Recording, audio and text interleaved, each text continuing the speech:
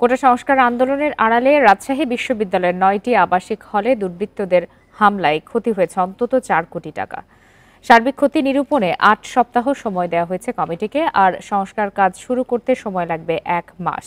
এসব তথ্য জানিয়ে প্রশাসন বলছে, সেশন জট এড়াতে ক্যাম্পাস দ্রুত খোলার চেষ্টা চলছে। এ বিষয়ে আরও জানাতে রাজশাহী থেকে যোগ দিয়েছেন সহকর্মী মুস্তাফিজ গনি।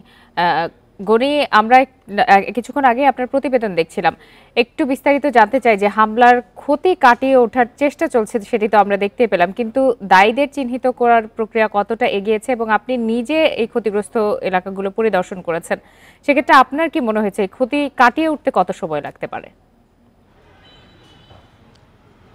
কালকে বিশ্ববিদ্যালয়ের যে উপাচার্য গোলাম সাব্বির সাত্তার এবং প্রশাসনের যারা বাকি কর্মকর্তা বিশ্ববিদ্যালয় প্রশাসনের, তারা 4টি ক্ষতিগ্রস্ত হল পরিদর্শন করেছেন এবং পরিদর্শন করার পরে তারা সাংবাদিকদের সাথে বসেছিলেন।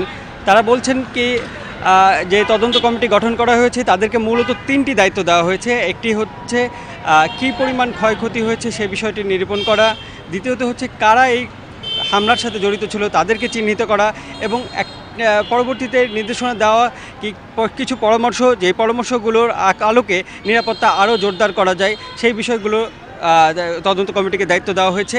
যদিও 8 সপ্তাহ কার্যদিবসের ভিতরে তদন্ত প্রতিবেদন জমা দেওয়ার কথা বলা হয়েছে, তবে বিশ্ববিদ্যালয় প্রশাসন বলছে এর মধ্যে তারা কাজ শুরু করেছে এবং যত দ্রুততর সময়ের ভিতরে তারা প্রতিবেদন জমা দেবেন। বিশেষ করে বিশ্ববিদ্যালয় প্রশাসন বারবার বলছে কি সেশন জট যাতে কোনোভাবে না হয়, এই জন্য 1 মাসের ভিতরেই তারা করবেন এই হলগুলো সংস্কারের কাজ শুরু করা, এবং সংস্কার কাজ শেষ হলেই দ্রুত তারা হলগুলো খুলে দিতে চান।